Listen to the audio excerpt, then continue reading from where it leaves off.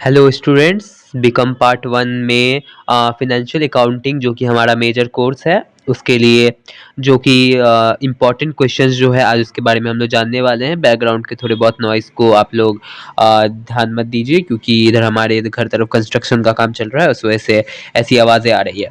तो चलिए बिना देरी के वीडियो को स्टार्ट करते हैं। तो सबसे पहला जो प्रश्न है, सबसे पहला प्रश्न इस प्रकार है कि लेखांकन सूचनाओं से आप क्या समझते हैं? लेखांकन सूचनाओं के उपयोगकर्ता एवं उनकी आवश्यकताओं का वर्णन करें। तो पहला जो इसका जो उत्तर होगा वो है सूचना तंत्र के कई स्रोत है। जिस प्रकार से देखिए एक व्यवसाय में मतलब जो है मतलब सूचना हमें काफ़ी तरीकों से मिल सकती है, तो उन्हीं में से लेखांकन भी उन्हीं में से एक होता है ना। और सबसे बेस्ट भी लेखांकन को ही माना जाता है, यानी कि अकाउंटिंग को माना जाता है। तो लेखांकन का एक महत्वपूर्ण कार्य इच्छुक उपयोगकर्ताओं को लेखांकन सूचनाएं प्रदान करता है। लेखांकन सूचना से इच्छुक वर्गों को उचित निर्णय लेने में सुविधा होती है। ठीक है, अब देखिए लेखांकन सूचनाओं से हम क्या समझते हैं, ये हम लोग का प्रश्न है। तो लेखांकन जो है इच्छुक उपयोगकर्ता जो उसका सही लाभ उठाएंगे उनको जो है हम लोगों को क्या होगा, सही से सूचना प्रदान मिलेगा।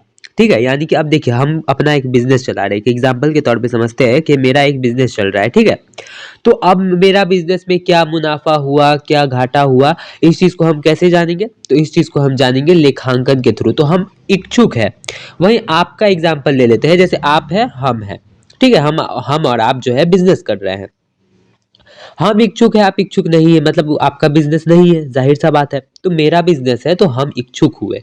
ठीक है, इसी को इच्छुक बोलेंगे, जो इच्छुक उपयोगकर्ता हुए। ठीक है, लेखांकन एक सूचना के रूप में परस्पर एक दूसरे से जुड़ी क्रियाओं की एक सुनिश्चित प्रक्रिया है जो लेन देन की पहचान से आरंभ होती है तथा वित्तीय विवरणों का निर्माण पर समाप्त होती है। ठीक है, ये बात हम सभी जानते हैं कि बैलेंस शीट यानी कि वित्तीय विवरण जो हम लोग बना करके एक लेखांकन का जो एक सूची हम लोग तैयार करते हैं वो बैलेंस शीट पर आकर के खत्म हो जाता है, कौन सा क्रेडिट डेबिट साइड में अपना चला जाता है ना। उसके बाद है लेखांकन व्यावसायिक उपक्रम की क्रियाओं में विभिन्न समूहों का व संस्थाओं को महत्वपूर्ण सूचनाएं प्रदान करती है जिससे उन्हें निर्णय लेने व नीतियों के निर्माण में मदद मिलती है। ठीक है, लेखांकन जो है व्यावसायिक उपक्रम, उपक्रम मतलब बिजनेस होता है। ठीक है, यहाँ पे जो है शुद्ध हिंदी का प्रयोग किया गया है, तो हम लोग उस चीज को तोड़ तोड़ करके समझेंगे कि उपक्रम का बिजनेस हो जाता है। तो बिजनेस की क्रिया विविध समूहों व संस्थानों को महत्वपूर्ण सूचनाएं। अब जाहिर सा बात है ना कि अगर एक लेखांकन एक अकाउंटिंग एक बिल तैयार किए हैं तो उससे हम लोग को जो है बहुत सारा शिक्षा मिलेगा कि मतलब हम लोग को क्या करना है और क्या नहीं करना है। ठीक है, तो इसी तरीके से हम लोग को ये जो है एक निर्णय लेने में मदद मिल जाता है। हम ही अपना कोई बिजनेस चला रहे हैं तो जाहिर सा बात है ना कि मेरा अपना कोई बिजनेस चल रहा है तो हम एक अपना एक अकाउंटेंट रखेंगे या कुछ भी अपने से ही करेंगे तो उससे हम लोग को एक मदद मिल जाता है कि मैं हम दिन भर में कितना शक्कर बेचे भाई, कितना दूध बेचे, इस तरीके से। ठीक है, चलिए आगे बढ़ते हैं। लेखांकन सूचनाओं का उपयोग विभिन्न लोग करते हैं, जैसे व्यवसाय का स्वामी, प्रबंधक, लेनदार या माल का आपूर्तिकर्ता, निवेशक, कर्मचारी, सरकार, जनता, शोधकर्ता आदि। ठीक है, लेखांकन सूचनाओं का उपयोग कौन कौन आदमी कर सकता है?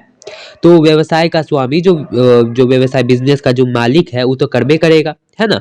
तो आइए उसी के बारे में पहले जानते हैं। व्यापार के स्वामी की लेखांकन सूचनाओं में विशेष रुचि होती है।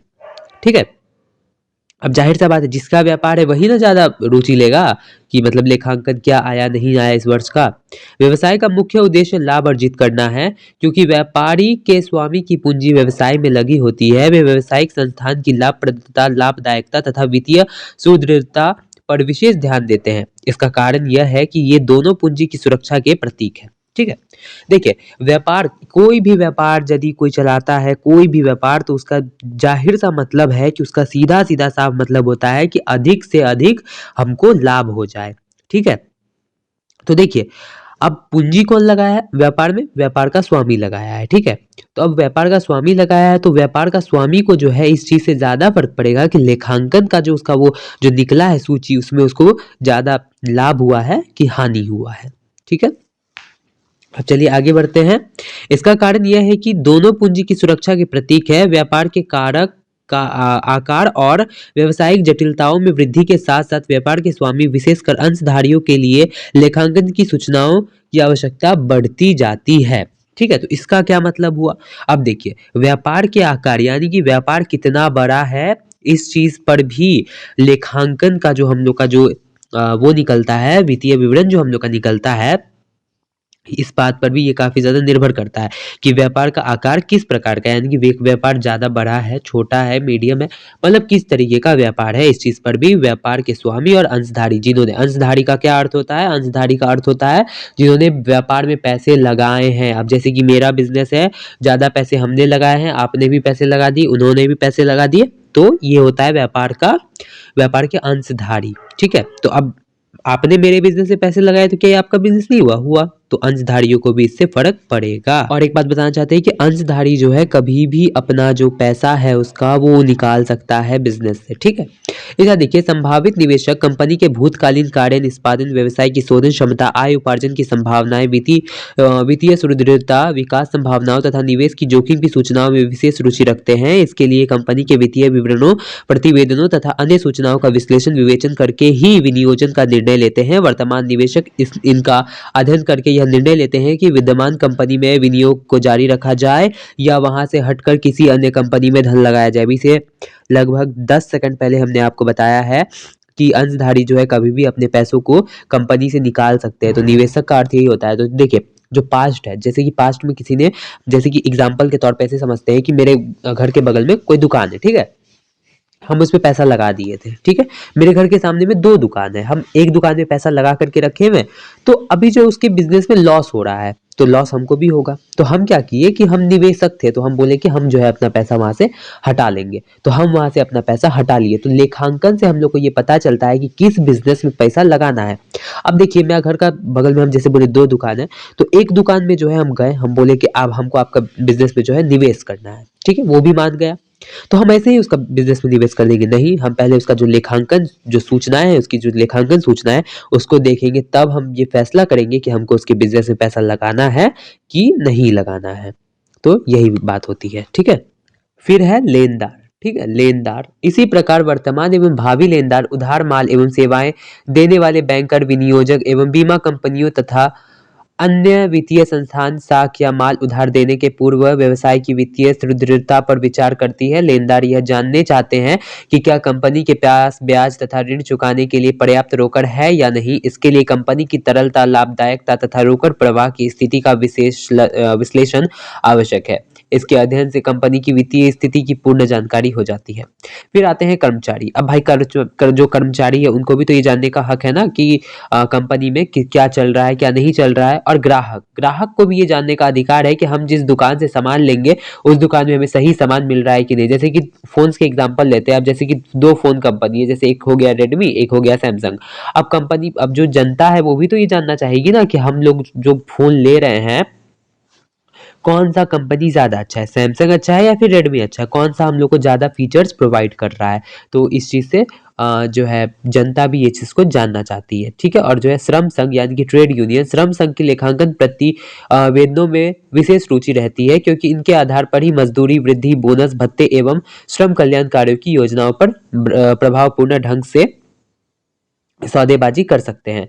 फिर आता है वित्तीय विश्लेषक, एडवाइजर्स, ब्रोकर्स और अंडरराइटर्स। ठीक है, कंपनी को मतलब कौन किस तरीके से एडवाइस करेगा, यानी कि मतलब एक बोल सकते हैं कि एक फिनेंशियल एडवाइजर के तौर पे एक बोल सकते हैं। और जाहिर सा बात है ना कि मतलब अब कंपनी में कोई आप फिनेंशियल एडवाइजर रखे हो तो उसको तो पता होना चाहिए ना कि आपकी कंपनी में कितना लाभ हो रहा है, कितना हानि हो रहा है, तभी वो आपको इस हिसाब से एडवाइस देगा।